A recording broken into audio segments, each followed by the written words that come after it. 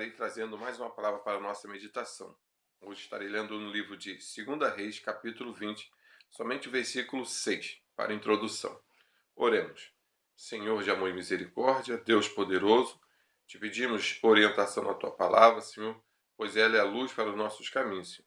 Que nós possamos meditar nela, entendermos e aplicarmos para a alegria de nossas almas, Senhor, e para a glória do teu nome. É o que te pedimos no nome do Senhor Jesus Cristo. Amém. 2 Reis, capítulo 20, o versículo 6 diz: Vou deixar que você viva mais 15 anos. Livrarei você e esta cidade de Jerusalém do rei da Síria. Defenderei esta cidade por causa da minha honra e por causa da promessa que fiz ao meu servo Davi. Esta mesma passagem de 2 Crônicas 20, desse mesmo fato relatado aqui, que é a doença e a cura do rei Ezequias, nós vamos encontrar também. São os 3 livros, relatarei os 3, que diz, que é o 2 Reis, capítulo 20, o versículo do 1 ao 11. Também está em 2 Crônicas, capítulo 32, do versículo 24 até o final desse capítulo. E Isaías 38, do versículo 1 ao 22. Depois vocês pausem o vídeo e assista e leia lá esse relato.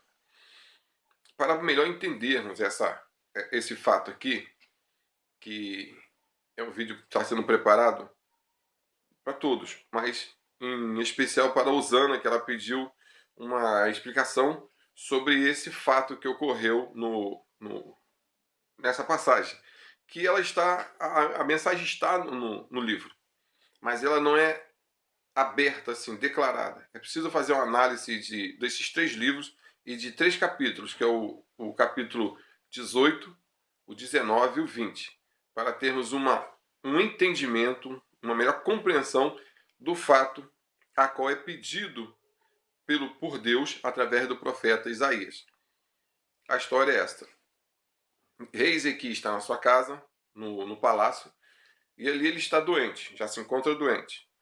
Isaías vai até ele e diz: Rei Ezequias, põe em ordem a tua casa, porque morrerás e não viverás. Isaías dá a mensagem e sai.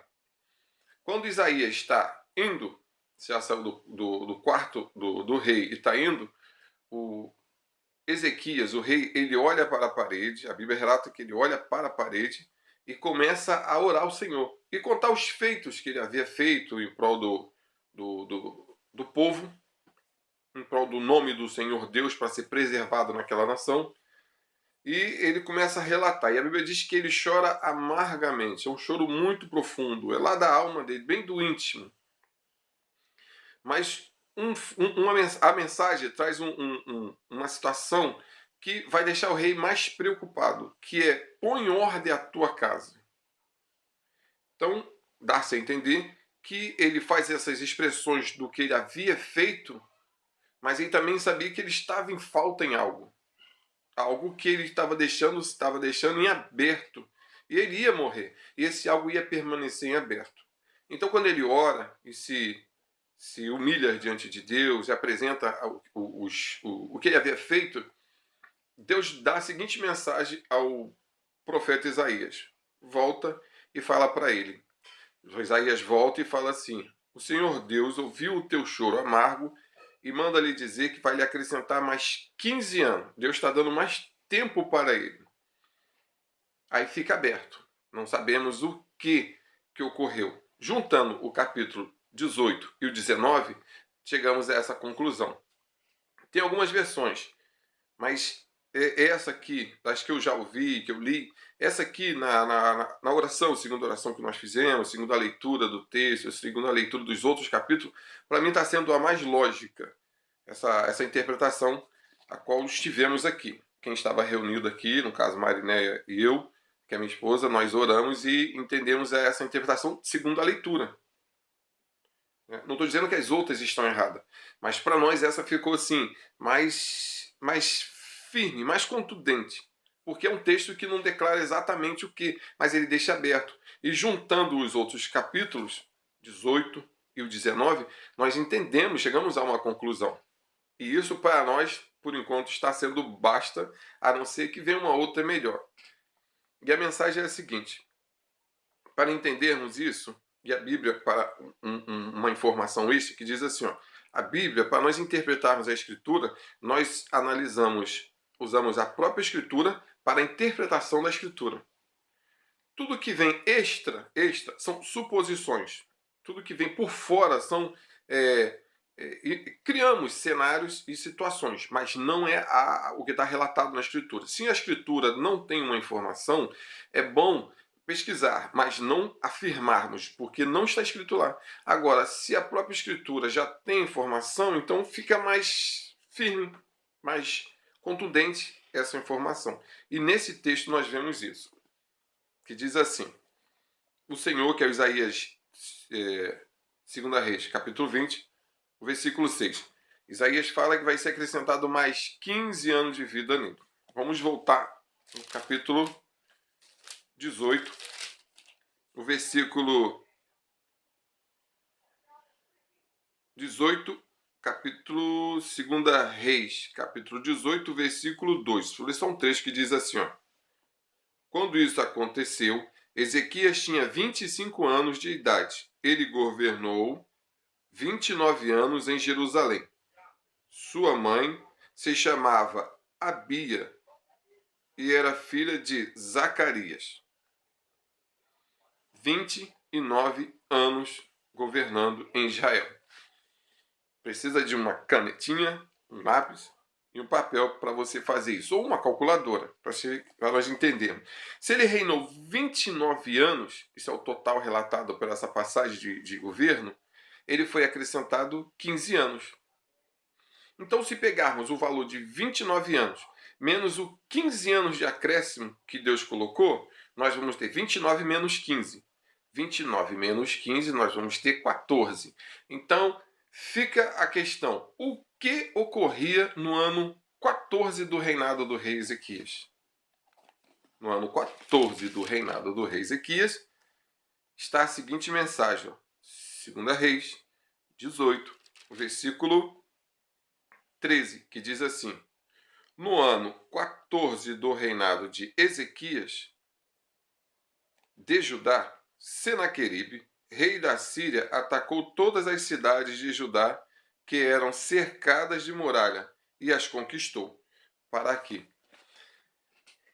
No ano 14, dá-se a entender, e está sendo mais óbvio a informação nesse texto, se nós fazendo essa diminuição do total de anos, de 25 anos, a qual ele 29 anos, a qual ele governou, 29 anos, menos 15 de acréscimo, 29 menos 15, nós vamos chegar ao valor de 14. O 14 era o reinado exatamente o período a qual estava correndo essa situação, que o rei da Síria, o rei Senaqueribe, havia invadido os territórios de Judá. Aqui diz, e nos restantes dos outros textos, como os livros ditos no início do vídeo, ele não invadiu essa cidade, mas ele tomou uma boa parte das cidades que compunham o governo de Judá. E quando ele chegou lá próximo, ele não chegou a ultrapassar as muralhas, mas quando ele estava próximo, você vai ver isso nos próprios textos, lendo por completo, lendo ele do início ao fim, analisando. Aqui já está resumido, mas lá você faz análise quando estiver lendo, para confirmar ou não essa informação. Vai confirmar, porque o que eu estou falando, levamos um bom tempo estudando e lendo e meditando, até para formar a mensagem. Esse estudo deu uma certa dificuldade, porque não é um texto tão simples. Então, quando no ano 14, a qual ele não havia invadido ainda o território, a cidade de Jerusalém, que está dizendo aqui, mas eles estavam lá próximo. Então é no ano 14, no mesmo ano 14, que o rei Ezequias está doente. Há uma invasão no reino e no mesmo período ele também está doente. Então entenda que o capítulo 18, o capítulo 19 é uma história. O capítulo 20 seria uma escrita pós-história. Após haver ocorrido tudo aquilo, eles fizeram um novo relato. E naquele relato ali, você vai ter o complemento do restante que não foi informado nos outros dois capítulos, que é o 18 e o 19. Então eles entram na cidade.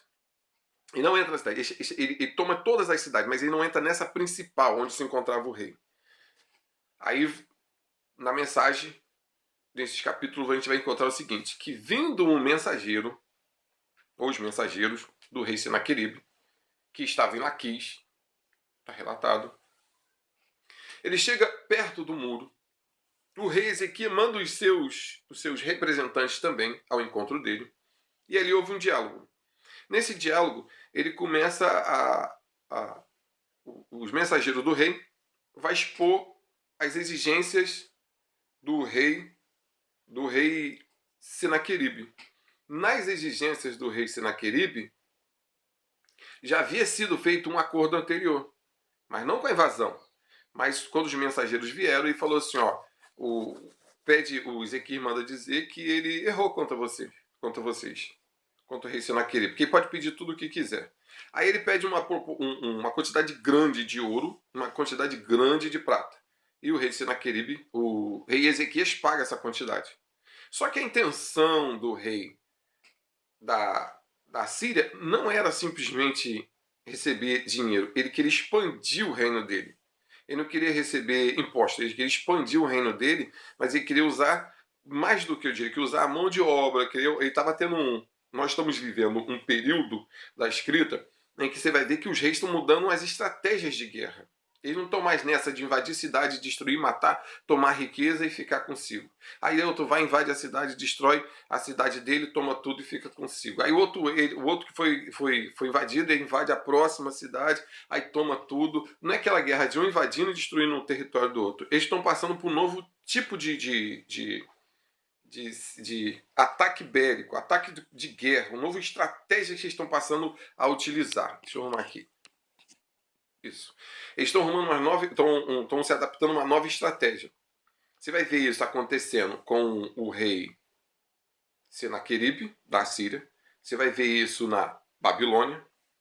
E vai ver isso em outros reinos, Roma, etc. Antes outros reinos fizeram Alexandre também. Qual é a estratégia nova que eles estão criando? Eles estão invadindo o território, utilizando mão de obra, utilizando a riqueza do povo, a inteligência que o povo tem, para o reino desse rei se tornar um reino mais potente. Uma vez que as outras estratégias não estão funcionando, então se unisse os reinos, eles se tornariam mais fortes. Sendo mais fortes, eles teriam mais probabilidade de invadir outros reinos menores, dominar os outros reinos e ficar mais forte ainda e assim sucessivamente. Então, vamos à mensagem. Vamos ao entendimento. Nesse período, a qual eles estão sendo, o rei Ezequias está sendo atacado, não foi ultrapassado as muralhas da cidade. Estão antes. Você vai ver isso no relato dos textos, está completa essa informação, só montar o quebra-cabeça. E não invadiu. Esse mensageiro chega e dá a mensagem.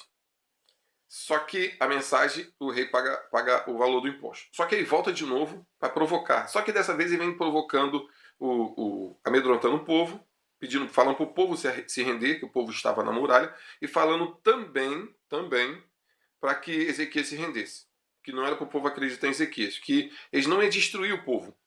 Eles simplesmente, quando o povo se rendesse, eles achariam um novo lugar e colocariam esse povo que está em Jerusalém, que é os judeus em si em geral ali, daquela uma tribo e meia, lembrando bem que é uma tribo e meia, Judá e parte de Manassés, seria levado para um novo local.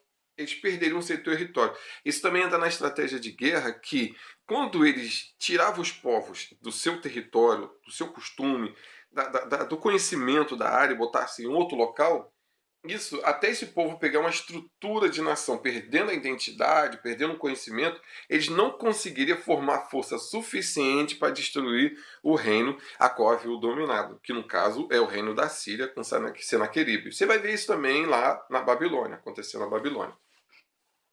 Então vamos. Qual é a falta do rei Qual é a falta do rei? Deixa eu voltar mais um pouquinho ainda. Nesse mesmo período, o outro restante da tribo, que era 10 tribos e meias, que é então chamada tribo de Israel, e a de Cá e de Judá, já havia sido dominado pela Síria. A Síria já tinha dominado eles e já tinha parado numa posição que não dava para o reino de Judá, que é o reino que o rei Ezequias está governando, que é essa uma tribo e meia, não teria como ter contato com a Síria. Por isso que você vai ver ele com o Egito. Por isso que você vai ver ele falando assim: não confia no Egito. Não pensa que os egípcios vão salvar vocês, porque ele é como uma bengala fraca, que não vai suportar o peso de vocês, nem dele mesmo, quanto mais de vocês. Aí ele vem fazendo esses terrores. Ou seja, nós só temos ali uma tribo e meia, que é então chamada de Judá, que já perdeu boa parte do seu território. Vamos a essa parte importante. Qual é a falta do rei Ezequias como governador? Vamos lá. Ele fez um trabalho bonito e aplaudido e reconhecido pelos próprios judeus que relatam isso, que não houve outro rei semelhante a ele nessa atitude após a divisão reino, de botar ordem acerca de adoração aos ídolos. Ele faz um trabalho excepcional, ele é elogiado. Tanto é que ele usa esse mesmo argumento para falar com Deus e Deus o atende. Mas ele fez um trabalho que era cabível, segundo as informações bíblicas, aos sacerdotes, aos levitas. Isso não era serviço não era serviço do rei, era serviço dos sacerdotes, com auxílio do rei, claro, mas não do poder bélico do rei, mas não serviço do rei. Mas o rei vai tapar uma brecha, fechar uma lacuna e ele assume essa posição. Faz um serviço que não cabe a ele, porque também não tinha sacerdotes intelectuais espiritualmente para agir. Então ele faz essa parte de acabar com todos os postos ídolos, com a idolatria, acabar com todos os altares, tudo aquilo que eles adoravam outros deuses.